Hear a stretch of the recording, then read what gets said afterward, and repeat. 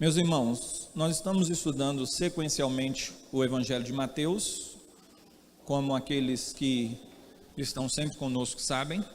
Hoje nós vamos para a terceira bem-aventurança, o terceiro sermão na bem-aventurança de Mateus capítulo 5, portanto abra sua Bíblia, Mateus capítulo 5.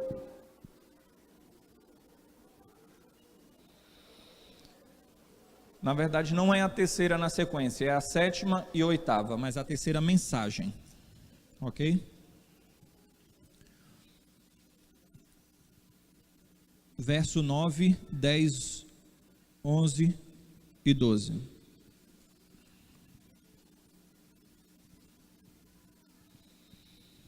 Eu vou ler, os irmãos acompanham a leitura que há de ser feita.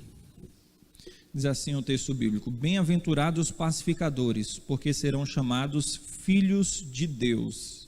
Bem-aventurados os perseguidos por causa da justiça, porque deles é o reino dos céus. Bem-aventurados sois quando por minha causa vos injuriarem e vos perseguirem, e mentindo disserem todo mal contra vós. Regozijai-vos e exultai, porque é grande o vosso galardão nos céus. Pois assim perseguiram aos profetas que viveram antes de vós. Vamos ter mais uma palavra de oração. Senhor, assim como suplicamos, em nome de Jesus, que o Senhor falasse aos corações das nossas crianças, também pedimos, de semelhante modo, que o Senhor fale conosco.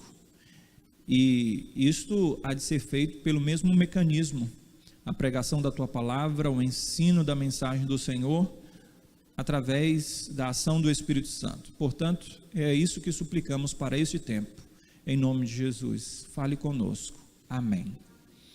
Meus amados irmãos, como logo no início eu falei, nós temos então aqui a terceira mensagem. Eu dividi cada bem-aventurança, cada sermão nas bem-aventuranças em 3, e hoje nós vamos estudar a última parte, sendo que nós classificamos, são 9 expressões bem-aventurados, que nós encontramos no texto, mas esta última mensagem nós vamos contemplar 2 bem-aventuranças, pelo fato das 2 últimas se referirem ao mesmo tema, a questão da perseguição. Então nós vamos meditar hoje à noite dentro da mesma perspectiva, que meditamos nas outras 2 semanas, sobre o seguinte tema: as características, bem-aventuranças, as características dos cidadãos do reino dos céus. E a primeira característica do sermão de hoje, sendo a 7ª dentro dessa conexão toda, é ser pacificador. A característica então do cidadão do reino dos céus é ser pacificador. E o que é ser pacificador? Primeiro nós temos que entender o contexto em que Jesus falou isso. Jesus falou isso num contexto em que o Império Romano estava forte, no auge, no apogeu, e os judeus faziam parte dessa opressão romana, pagava imposto aos romanos, e então nós temos o Império Romano que se expande, e os judeus desejosos de ter um reino como o reino de Davi, um reino militarista, um reino nacionalista, um reino poderoso e materialista na terra. Então, quando nós encontramos Jesus falando para os seus, esta mensagem ela se torna contracultural na mentalidade deles, e não só na mentalidade deles, mas como nós já estamos falando aqui, realmente era contracultural. Inclusive os judeus não aceitariam muito bem esta mensagem, porque o Messias teria que vir, na concepção deles, em grande força, em grande poder, para estabelecer um reino terreno. Então falar em levar a paz no sentido contrário do que eles imaginavam, porque eles imaginavam um reino como no reino de Davi, onde Davi saiu conquistando e ampliando um reino físico e terreno. Como nós já falamos, essas beatitudes ou bem-aventuranças estão relacionadas sim ao reino, mas não ao reino físico e terreno, mas ao reino dos céus. Não é um conselho, não é uma opção, não é uma sugestão do Senhor o fato dele dizer que nós temos que ser pacificadores. Olha, eu estou dando um conselho para você, estou dando uma sugestão, promovam a paz. Quando iminências de guerras vierem contra vocês, olha, é uma opção que eu dou para vocês. Não, é uma ordem, é um mandato, é o meio pelo qual nós somos identificados como filhos de Deus, conforme o próprio texto coloca. Nós encontramos então vários temas nas bem-aventuranças. Nós estamos estudando ao longo dessas 2 semanas, com essa terceira, esses aspectos de temas específicos em cada uma. Esta bem-aventurança está relacionada aos relacionamentos, porque você precisa então ter um bom relacionamento, um relacionamento de paz. Percebam que não está aqui sendo dito nada em relação ao nosso Deus. Nós sabemos que o fato de Deus ter nos alcançado e de Cristo ter sido aquele que promoveu a paz, a reconciliação entre nós e Deus, por tal realidade é que nós podemos então nos relacionar bem uns com os outros. Mas aqui nós não encontramos essa perspectiva de ser pacificador em relação a Deus. A pacificação aqui está sendo dita na relação horizontal, na relação do seu próximo, na relação do próprio contexto do Sermão do Monte. Nós encontramos desde Gênesis a Apocalipse essa característica do homem se relacionar. E a paz em Gênesis e Apocalipse. Nós encontramos a paz e o relacionamento em Gênesis, dentro do aspecto de que o homem foi criado perfeitamente, houve a queda, e depois da queda nós encontramos então todos os problemas, até o tempo que nós temos no livro de Apocalipse, no tempo do fim, aonde esta paz será restaurada e nós não teremos nenhuma complicação para com o nosso próximo, para com o nosso semelhante. Portanto, nós precisamos observar esse texto dentro de uma característica profunda dos relacionamentos interpessoais. E esses relacionamentos estão entrelaçados no nosso relacionamento com Deus, porque se nós não nos relacionamos bem com o nosso próximo, automaticamente nós não nos relacionamos com Deus de forma adequada. O próprio apóstolo João falou isso, que não tem como você dizer que ama a Deus e se você odeia o seu irmão, É impossível tal realidade. E o próprio Senhor Jesus, dentro do contexto do Sermão do Monte, ele vem apontando incisivamente, constantemente nessa direção. À guisa de conhecimento, se você não estiver familiarizado com o Sermão do Monte, perceba a sequência lógica de tal realidade. Nós encontramos o próprio Senhor Jesus dizendo que e eu já citei isso aqui, mas é necessário citar novamente, que se você tiver alguma coisa contra o seu irmão, ainda que no capítulo 5, antes de você levar a sua oferta, que era de sacrifício ao altar, você deveria ir se reconciliar com o seu irmão, antes de oferecer tal sacrifício ao Senhor Deus, e só depois então é que você poderia fazer tal realidade. Nós encontramos o próprio Senhor Jesus dizendo que se você saudar alguém que é seu amigo, você não faz nada demais, porque os pagãos, os gentios faziam o mesmo. Se você ama quem lhe ama, o que isso acrescenta na sua relação de fé e de justiça para com Deus? Nada, todo mundo faz isso. Agora o próprio Senhor Jesus vai redirecionar dizendo que nós devemos saudar os nossos inimigos, e com isso ele está falando sobre essa questão de aproximação, e nós não só devemos saudar, falar com ele, mas nós devemos orar. É essa a ideia de promover a paz, orar por aqueles que nos perseguem. E o próprio Senhor Jesus diz ainda dentro desse contexto, ainda no capítulo 5, que se você receber um tapa na sua face, você deve oferecer a outra.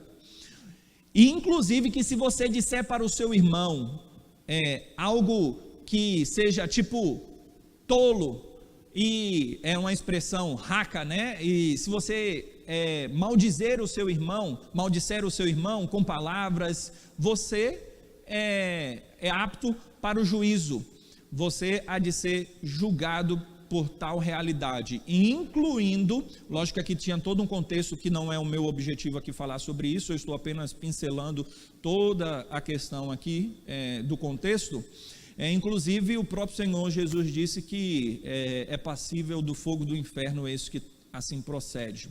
Nós encontramos o Senhor na oração do Pai Nosso dizendo que nós temos que perdoar os nossos ofensores, aqueles que nos perseguem. Nós encontramos Jesus dizendo que nós não devemos fazer juízo temerário do outro. Antes de observarmos a falha do outro, nós devemos observar a nossa própria falha. E é interessante essa relação, porque quando nós emitimos juízo temerário, nós temos uma trave no nosso olho. E, portanto, o contexto, sem dúvida nenhuma, aponta para a pacificação, para aquele que promove paz, para aquele que constrói relacionamentos ao invés de desmoronar, ao invés de desconstruí-los. Portanto, Deus quer, e o Senhor Jesus também, que nós sejamos filhos de Deus. E fazendo isto, promovendo a paz, nós nos assemelhamos ao próprio Deus. Porque dentro do contexto do Sermão do Monte, nós encontramos essa questão de amar os nossos inimigos, e no finalzinho do capítulo 5, no último versículo do capítulo 5, diz que nós devemos ser perfeitos como perfeitos é o nosso Pai Celeste, pelo fato dele fazer o sol nascer sobre os justos e injustos, e pelo fato de Deus promover da graça dele a todos os homens, é o que nós chamamos de graça comum. Então, dentro desse aspecto, o amor de Deus, em um certo sentido, é comum a todos os homens, dentro desse aspecto da graça comum. E é dentro de tal realidade que nós não devemos escolher pessoas para nos relacionarmos em relação a amor, a devoção e tudo mais. Inclusive, eu gostaria de uma forma muito mais profunda, trazer uma aplicação que eu já ia trazer lá na frente, mas como eu já citei aqui, aquele que lhe ofende deve ser a pessoa que você mais vai se aproximar dela. Você vai orar mais por ela. É a pessoa com quem você deve mais promover um meio de comunicação. E a grande verdade é que isso é contracultural, como nós temos dito aqui, porque é um absurdo falar isto, não é verdade? Alguém que faz alguma coisa contra você, qual é o sentido natural? Você isolar aquela pessoa, colocar ela de canto. Você não vai orar por ela, porque se ela está lhe magoando, se ela está causando no seu coração uma dor, uma tristeza, então é um absurdo aos olhos e aos ouvidos humanos ouvir tal realidade e observar tal feito. Mas nós precisamos entender que este amor para com os inimigos não é porque nós somos inimigos deles, mas porque eles é que resolveram ser os nossos inimigos. Mas sobre essa questão deles serem os nossos inimigos, nós vamos ver na segunda bem-aventurança de hoje, que é a sequência do texto, quando diz que diz respeito àqueles que nos perseguem. Então nós precisamos entender o que isso quer dizer dentro da mentalidade do Senhor e da mentalidade das Escrituras. Isso quer dizer desejar o bem para aquela pessoa, não só fazer no sentido abstrato, não só fazer no campo teórico, falar no campo teórico, ou fazer assim, eu vou fazer porque a Bíblia diz que tem que fazer, e então se afastar um pouco de tal realidade. Mas nós devemos encarnar tal realidade na nossa existência e orarmos mesmo. Quando o Senhor Jesus está falando aqui da nossa relação com os nossos inimigos, nós encontramos um sentido profundo do que significa ser cristão. Significa verdadeiramente ser igual a Deus, porque é isso que o texto está dizendo. Fazendo assim, nós somos identificados como filhos de Deus, e esta é a realidade profunda do Evangelho. Em 1961, foi construído em Berlim um muro que dividia pessoas. Um pouco mais de 3 anos depois, foi construído aqui no Brasil uma ponte que ligava o Paraguai, Brasil e Paraguai, a Ponte da Amizade, que tinha a intenção de unir. A grande ideia, metaforicamente falando, é que aquele que promove a paz, ele não levanta muros, ele levanta pontes para aproximação. Nós temos uma dificuldade inerente nas nossas relações com o perdão, porque o que é natural é aquilo que é fácil. Então, se alguém lhe magoa, você fica ressentido e você afasta aquela pessoa. Isso é natural. Você precisa vencer a sua carnalidade, que é essa disposição interna e pecaminosa por causa da natureza corrupta e caída que carregamos em nós. Nós temos que vencer tal realidade e irmos para vencermos aquele abismo que há entre nós e a pessoa. E é por isso que Jesus fala sobre saudar e orar, porque isso é promover uma ponte. Isso é você se valer dos meios que existem para que você possa se aproximar da pessoa. Você percebe que quando você está chateado com uma pessoa, você corre da pessoa, até mesmo para dar um oi, um bom dia, se relacionar com ela e falar alguma coisa com ela. Isso é o natural. Agora nós precisamos entender que Deus, Ele age na nossa vida para que nós sejamos mais parecidos com Ele. Nós queremos que relacionamentos ruins sejam transformados em relacionamentos bons. Esse é o nosso desejo, mas nós precisamos entender que Deus também coloca esses relacionamentos para nos transformar em filhos de Deus. Então, a ideia é: não busque só a transformação de relacionamentos, mas busque que os relacionamentos transformem você. É esse o sentido do Evangelho, é esse o sentido de ser pacificador. Foi isso que Jesus fez. Jesus se relacionou conosco quando nós éramos inimigos de Deus. Deus nos amou quando nós éramos inimigos dele, e Deus reconciliou com Ele mesmo o mundo em Cristo Jesus. O que isso quer dizer? Que Deus reconciliou com Ele mesmo o mundo. É algo fantástico, magnífico e glorioso, porque a tendência natural é que, se eu lhe ofendi, você vai então ficar na sua até que eu promova a reconciliação, porque eu sou o ofensor. Se eu falhei para com você, o que é que eu vou fazer? Olha, me perdoe, porque fui eu que errei. Então, dificilmente quem foi ofendido vai procurar um meio de reconciliação. Mas no Evangelho é assim que acontece. Nós encontramos o ofensor sendo o homem, e nós encontramos o ofendido sendo Deus. E o que é que acontece? O ofendido é quem vem em direção do homem, é isso que o texto fala, é isso que Romanos fala, que Deus reconciliou consigo mesmo o mundo, através de Cristo Jesus, Romanos capítulo 5. Portanto, nós temos esse aspecto da reconciliação, e nós temos o ministério da reconciliação, no aspecto de que nós nos reconciliamos com Deus, mas esse ponto já é pacífico na nossa mente através dos estudos e dos sermões, porque o que está sendo dito aqui é algo que já aconteceu no coração de homens, de pessoas que já foram regeneradas, e diante de tal realidade, por ser um cidadão do reino dos céus, ele dá a comprovação, tem um aspecto comprobatório aqui de que realmente ele é um servo do Senhor Deus, através dessas atitudes, através de tais ações. Portanto, saiba que o nosso Deus, Ele é magnífico na nossa relação, em nos ensinar, e nós devemos viver essa realidade magnífica na pele, encarnando tal realidade e vivendo da forma como Deus quer. Paul Tripp, que é um pastor que trabalha no campo do aconselhamento, ele vai falar algo dentro do desdobramento da beatitude anterior com essa, porque a anterior, como nós falamos, é aquele que é limpo de coração, e logo em seguida nós temos bem-aventurados pacificadores, e ele diz o seguinte na comunicação dessas duas beatitudes: quando Deus reina em nossos corações, a paz reina nos nossos relacionamentos. É isso que nós precisamos entender, que o Evangelho muda todas as coisas, muda a forma como nós nos relacionamos com todas as coisas, como você se relaciona no trânsito, como você se relaciona no trabalho, como você se relaciona na faculdade, como você se relaciona com todas as coisas. E nós somos seres relacionais. Deus nos criou para que nós venhamos nos relacionar com outras pessoas.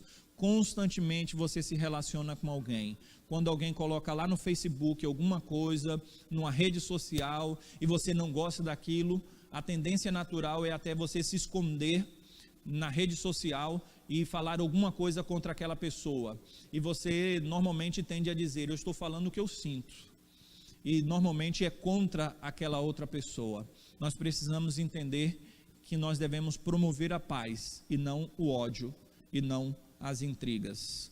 C.S. Lewis, trabalhando um pouco com o que Paul Tripp disse, não em relação a isso, porque C.S. Lewis veio antes, mas em relação aos assuntos, ele disse o seguinte: Deus restaura primeiro as coisas importantes, para que aquilo que vem em segundo lugar não seja diminuído, mas aumentado.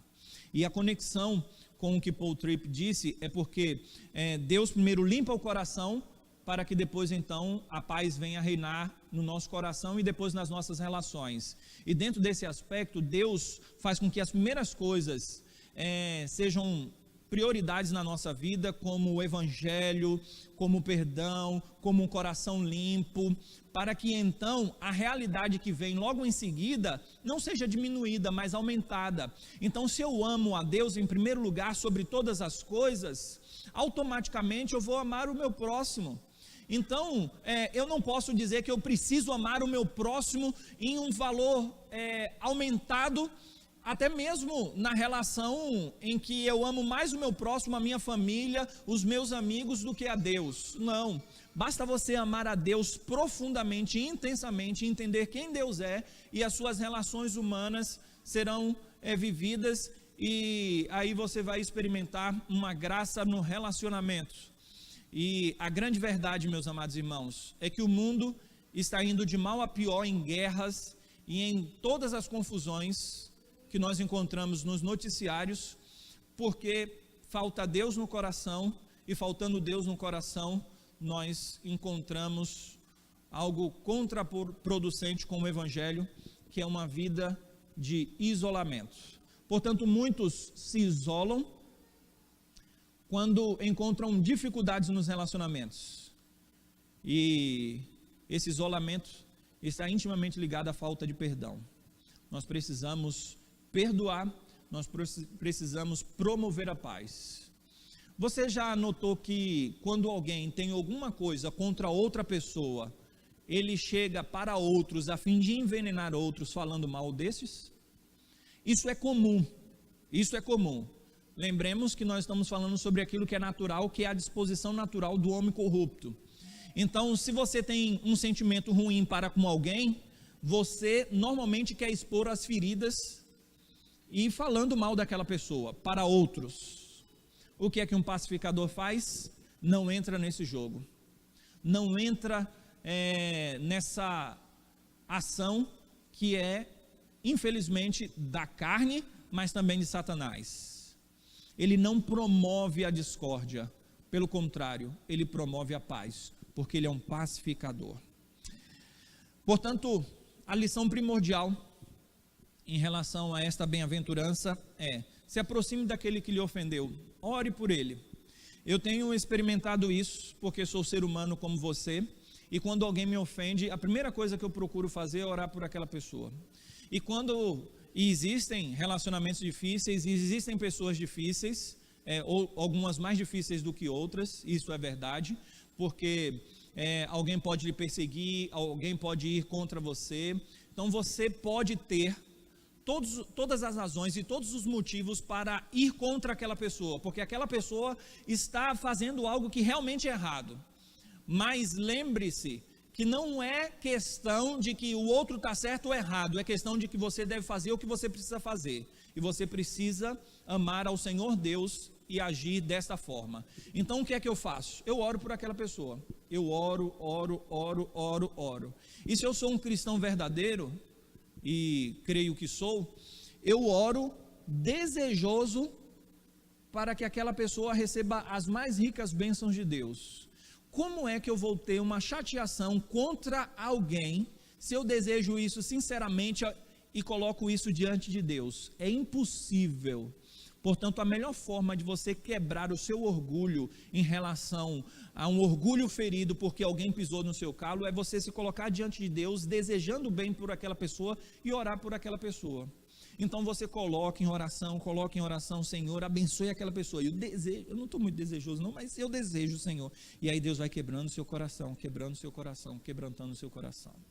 Esse é o caminho que nós temos de ser pacificador, falando bem dos outros, desejando o bem dos outros e promovendo a reconciliação e a paz. E fazendo assim, nós somos considerados como filhos de Deus, porque é assim que Deus age e é assim que o texto diz, porque serão chamados filhos de Deus. Portanto, na sua faculdade, você tem alguém que brinca com você, que faz bullying com você. No seu emprego, você tem alguém que é considerado como uma pedra no seu sapato. Na igreja, alguém lhe ofendeu. Coloque em prática o ensinamento do Senhor, promova a paz, não se afaste, muito pelo contrário, se aproxime mais daquela pessoa, se aproxime mais ainda, ore mais por essa pessoa, esteja mais próximo dessa pessoa, e assim você vai fazer o que Deus deseja e o que Deus quer.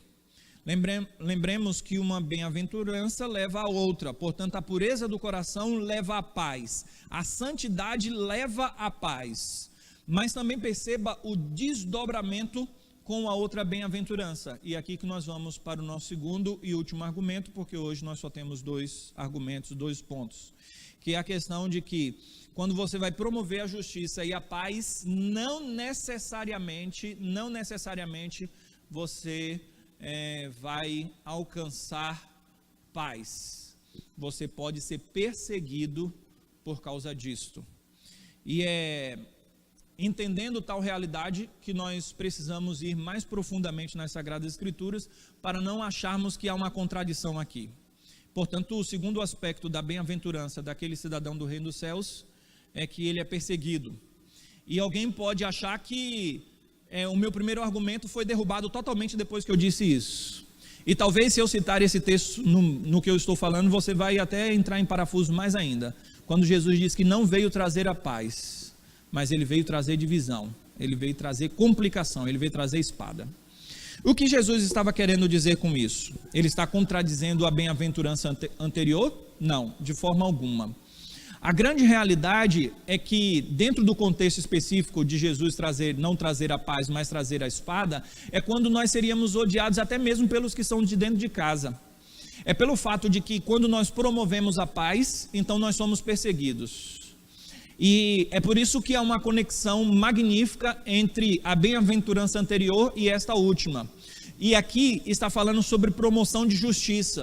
Então, se você quiser fazer aquilo que realmente é o correto, pelo fato dessa mensagem ser contracultural, isso vai incomodar aqueles que não servem a Deus. E automaticamente você vai ser perseguido por causa disso. Você vai ser perseguido por causa do Evangelho. Você há de ser perseguido por causa da justiça e por causa de Cristo.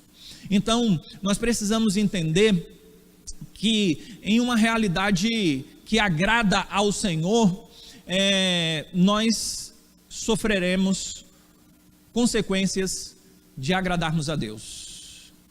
E eu estava até dando aula no seminário esses dias para trás, e falando isso para os alunos que estavam questionando sobre esta realidade, né? Mas esse foi o argumento de um dos alunos. Mas se Jesus diz que veio para nos dar vida e vida em abundância, então isso quer dizer que aqui na terra nós não vamos ter essas dificuldades, e principalmente de perseguição e tudo mais. E aí nós tivemos que dar um redirecionamento no entendimento que estava equivocado ali na argumentação.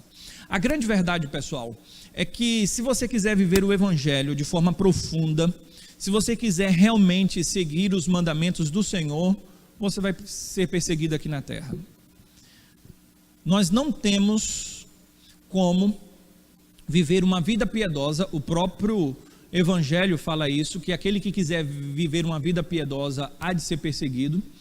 Nós não temos como amar o Evangelho de forma profunda, viver o Evangelho de forma profunda e não sermos perseguidos. Não há como.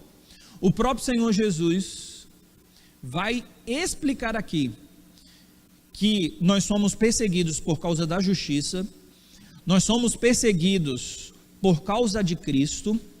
As pessoas mentem, elas trazem injúrias contra nós, e assim aconteceu também com os profetas que viveram antes do Senhor. E quando nós olhamos para o Evangelho na igreja primitiva, nós encontramos tal realidade sendo vivenciada. Nós encontramos os apóstolos sendo perseguidos, e nós encontramos um contexto de martírio, de perseguição, de angústia e de sofrimento. A grande questão é que, e isso eu falo de mim mesmo, e coloco aqui muitos de nós, quiçá todos nós, nesse mesmo bojo, nesse mesmo pacote, nesse mesmo saco, como diz a figura popular de sermos todos farinha do mesmo saco. A grande verdade é que nós vivemos neste mundo num conforto que é muito legal. É um conforto de termos relacionamentos saudáveis, e devemos buscar esses relacionamentos saudáveis. E é por isso que nós não criticamos o outro quando ele peca. Jesus fez isso e por isso ele foi perseguido. Ele criticou os judeus. Então, no que depender de vós, tende paz com todos os homens. Isso tem a ver com a sua promoção da paz, mas em muitas situações isso não compete a você, não depende de você. E nós precisamos entender que duas realidades parece que se conflitam aqui quando nós falamos sobre isso, mas elas não se conflitam, elas caminham juntas, mas elas trazem um conflito, que é a questão da verdade e da paz. Nós não podemos ter uma falsa paz, minimizando a verdade, ou ocultando a verdade, ou jogando a verdade no lixo.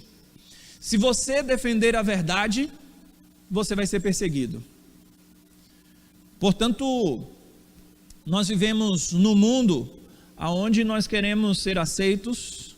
Nós vivemos no mundo onde o conforto é algo magnífico, maravilhoso. Nós vivemos um tempo satisfatório aqui na terra e nós queremos adquirir algumas coisas nessa nossa jornada aqui na terra que nos traga conforto.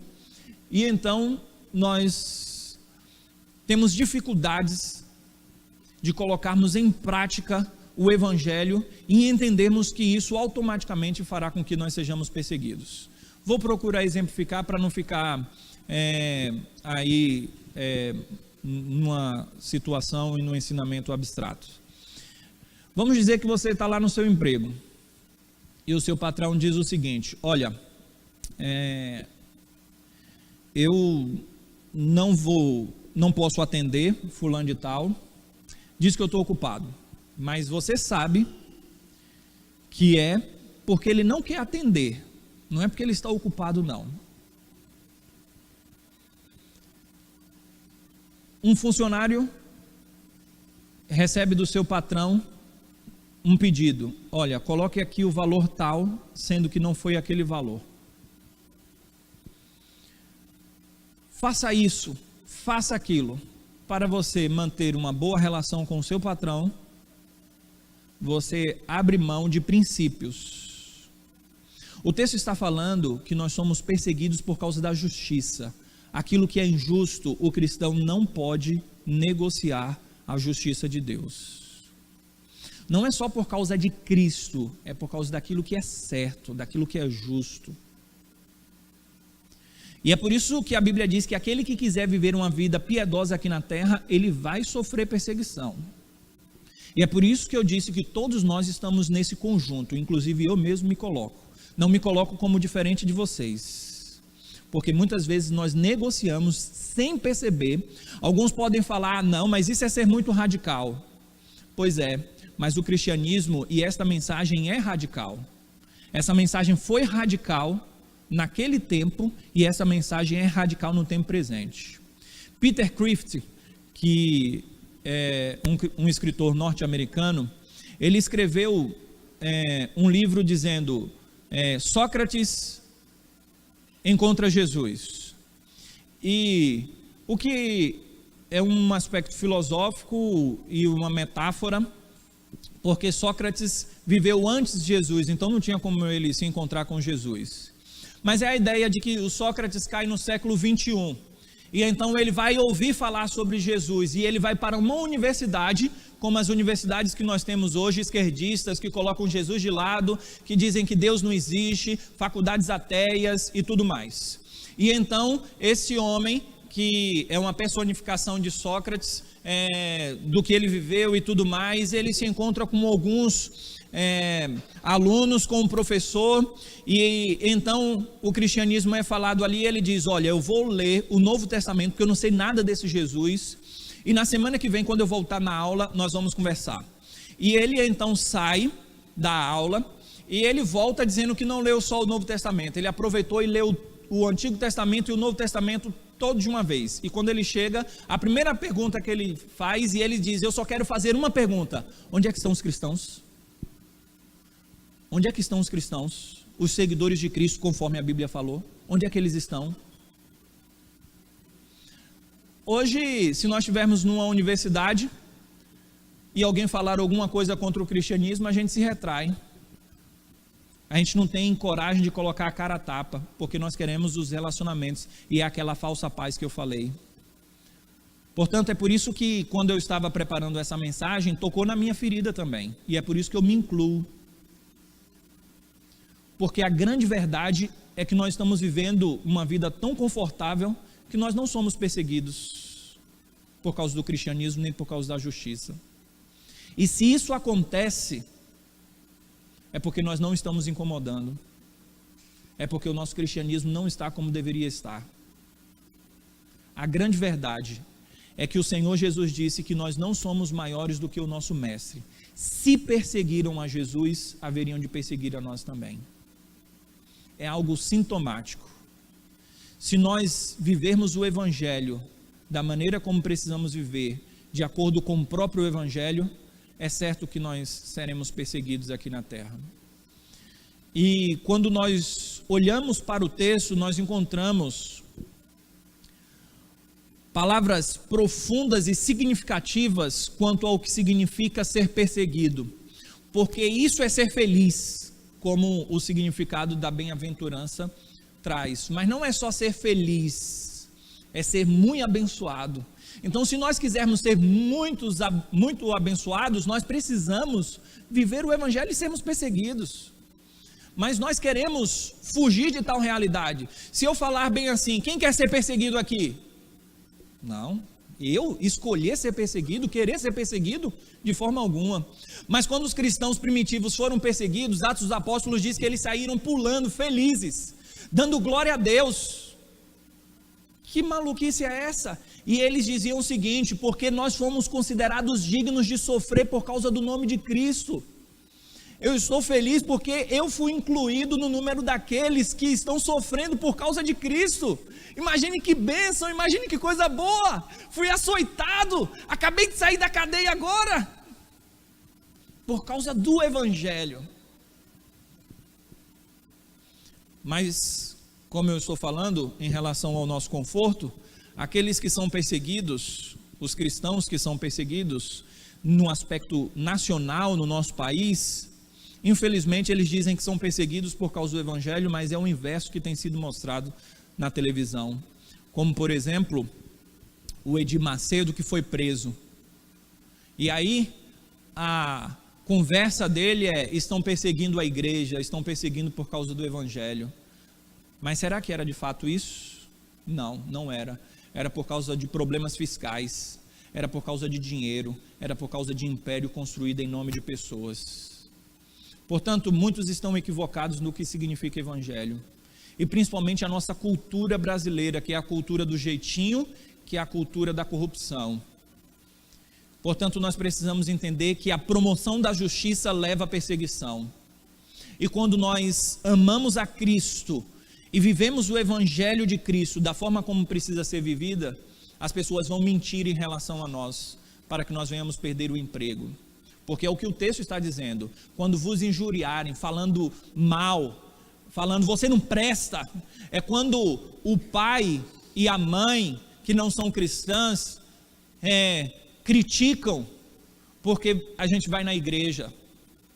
Mas você não sai da igreja? Parece um crentinho.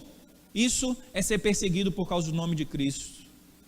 Isso é a dissensão que Cristo estava dizendo, que Ele veio trazer. Porque nós precisamos amar mais a Ele. Nós precisamos amar a Ele acima de todas as coisas. Isso inclusive está no contexto do Sermão do Monte. Nós precisamos, meus amados irmãos, viver o cristianismo de forma profunda. E eu volto a salientar, isso aqui não é um sermão da minha parte contra vocês, é um sermão da parte de Deus contra todos nós, e eu me incluo na categoria daqueles que precisam crescer espiritualmente. A grande verdade é que o conforto que nós temos aqui na terra faz com que nós amemos cada vez mais o nosso conforto e não queiramos a perseguição. Não queiramos a perseguição. Quais implicações nós devemos extrair diante de tais realidades? Pessoas saíram do seu conforto e foram para países onde há perseguição religiosa, perseguição contra o cristianismo, missionários. E nas nossas expressões culticas, no nosso serviço, no nosso culto a Deus, nós devemos incluir essas pessoas em nossas orações. Nós nos esquecemos daqueles que são perseguidos por causa do Evangelho, porque nós estamos no nosso conforto, nós temos um ar-condicionado, nós temos uma casinha, e lá nós estamos bem abrigados. Mas nós precisamos entender, queridos, que existem pessoas que estão perdendo a vida por causa do Evangelho, sendo massacrados e perseguidos em países muçulmanos, islâmicos, e nós não podemos fechar os olhos para tais realidades na nossa vida devocional. Isso traz a implicação de orarmos, lembrarmos destes, lembrarmos que o mundo não é o nosso Brasil, lembrarmos que o mundo não é a nossa igreja presbiteriana, nem muito menos a nossa igreja local da 706 Sul. O mundo é muito maior do que isso, e nós precisamos entender que nós devemos olhar além e viver o Evangelho além, e por isso que nós devemos nos envolver com a causa daqueles que estão sendo perseguidos em relação ao Evangelho, por causa do Evangelho. Pensando em tais realidades, nós precisamos entender que se nós somos perseguidos, nós fazemos parte de uma nobre sucessão. Porque olha o que é que diz o finalzinho do texto: assim perseguiram aos profetas que viveram antes de vós. Jesus compara aqueles que são perseguidos no tempo presente com os profetas que viveram no passado. Imagine você ser comparado com um profeta. É algo magnífico, não é verdade? E colocar mesmo no pé de igualdade. João Batista perdeu a cabeça porque falou a verdade.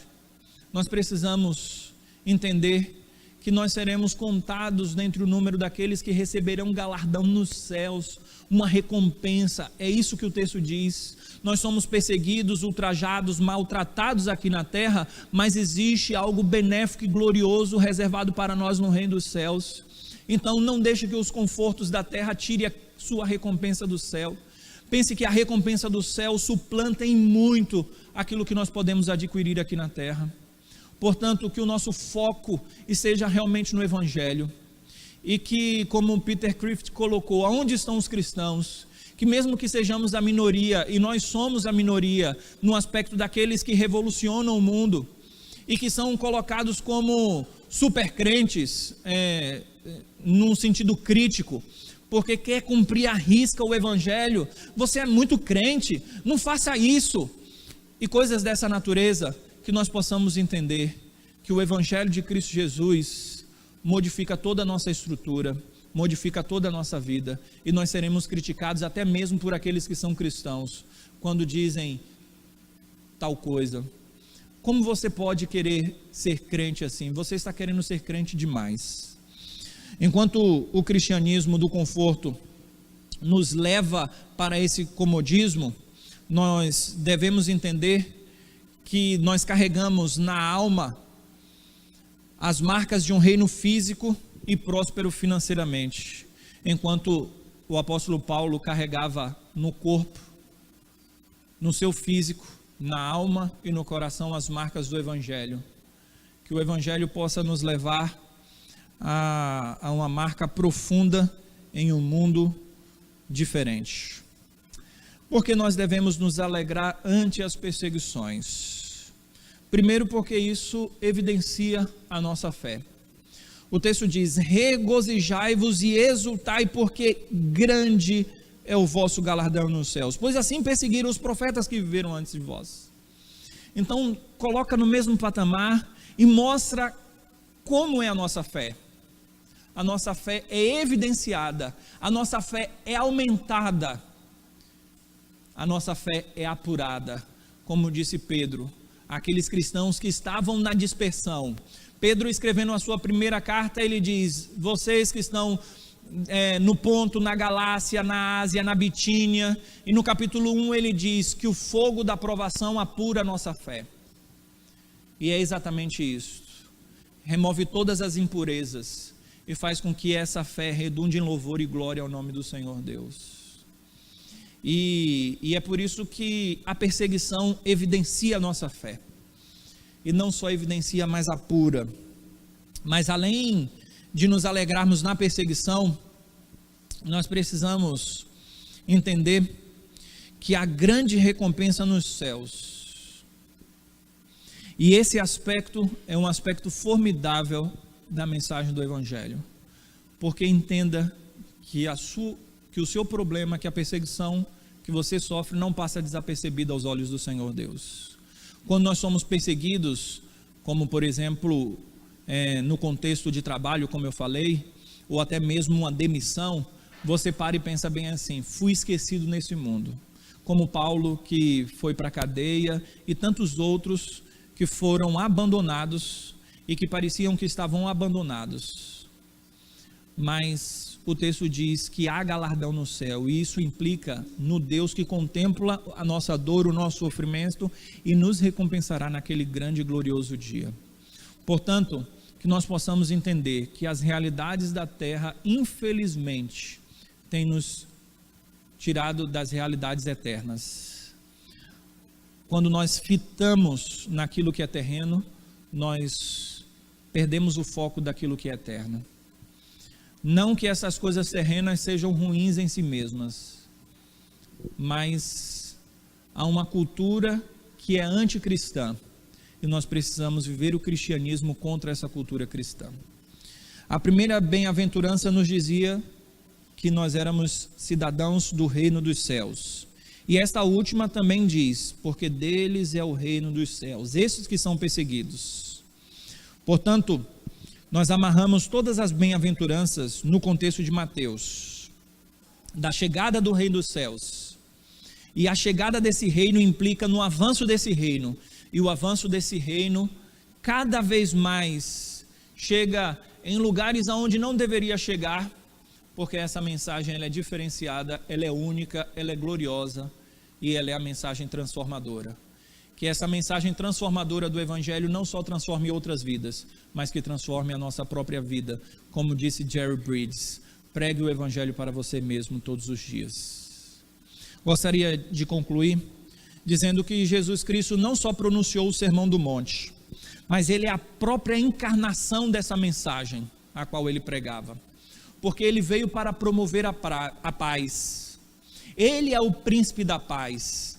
Ele veio reconstruir todas as relações humanas, porque quando nós reconstruímos a relação com Deus, todas as outras relações humanas são reconstruídas a partir da primeira reconstrução, a partir dessa primeira reconciliação com Deus. Então, se o Senhor Jesus Cristo nos reconciliou com Deus, automaticamente nós somos reconciliados com os outros. Portanto, a promoção da paz é algo que está encarnado em Cristo Jesus, quando ele se encarna aqui na terra, e algo que deve estar encarnado nas nossas vidas. Jesus é a mensagem que ele pregava, e ele não só ensinava, mas ele vivenciou na prática tal realidade. E pelo fato dele promover a paz, desejar o amor, ele foi perseguido, e ele morreu por causa disso, porque ele fez o que era correto, porque ele salvou o homem perdido e pecador, mas ele falava desta verdade, e ainda na cruz ele promovia a paz, porque ele orava pelos seus algozes, dizendo: Pai, perdoa, porque eles não sabem o que fazem. Ele era verdadeiramente a encarnação desta mensagem, e ainda assim ele foi perseguido, ultrajado, humilhado, por causa desta mensagem que ele pregava, e por causa do Evangelho, que era algo que Ele promoveu aqui na terra, a boa notícia de salvação. Portanto, que nós possamos abraçar esse evangelho e que nós possamos viver cada vez mais com essa mensagem dentro de nós, a fim de lutarmos contra a corrupção que habita em nós, a corrupção que está dentro de nós.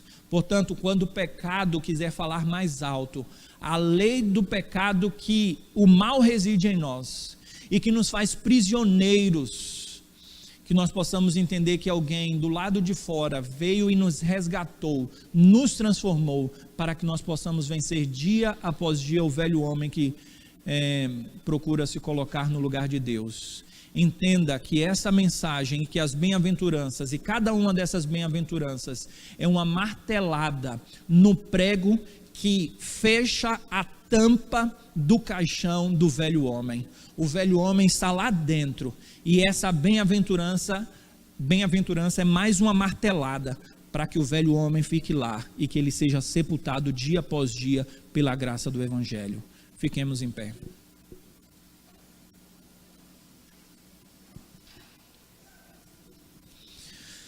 Magnífico Deus, como somos confrontados pela Tua palavra, Deus, que nós não venhamos amar só de língua, mas que venhamos amar e viver o evangelho de fato e de verdade.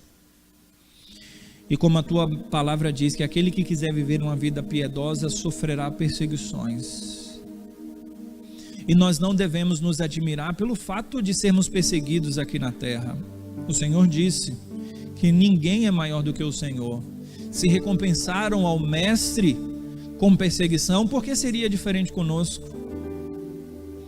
Mas se nós não estamos sendo perseguidos, não quero dizer, Senhor, que necessariamente é por causa disso, mas quero dizer que provavelmente é porque o nosso conforto tem levado um evangelho, água com açúcar, no aspecto de que nós não somos confrontados pelo evangelho, pelo próprio evangelho, mas que o Senhor tenha misericórdia de nós, caso seja esta a realidade que eu acabei de pregar aqui, Senhor.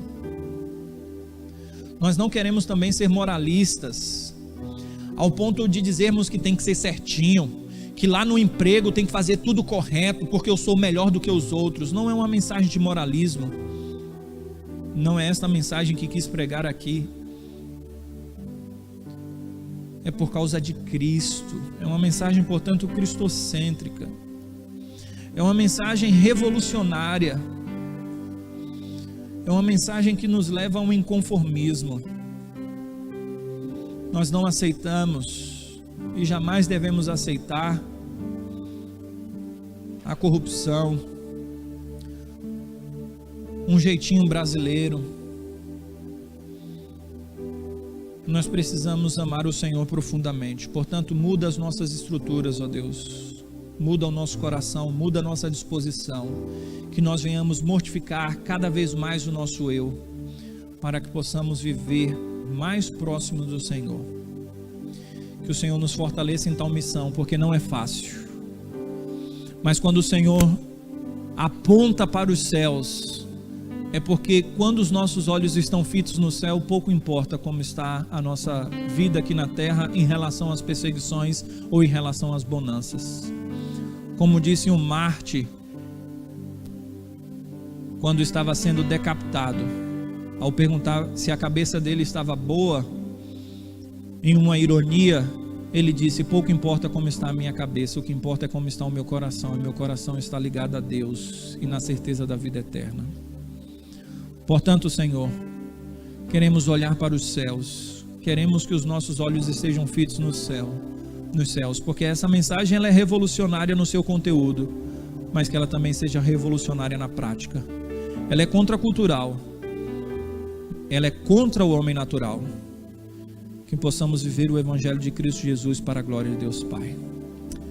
Agora, meus amados irmãos, ide em paz, e que a graça do nosso Senhor e Salvador Jesus Cristo, que o amor de Deus, o nosso eterno e maravilhoso Pai, que a companhia e a consolação do Espírito Santo de Deus estejam com todos vocês, desde agora como para sempre.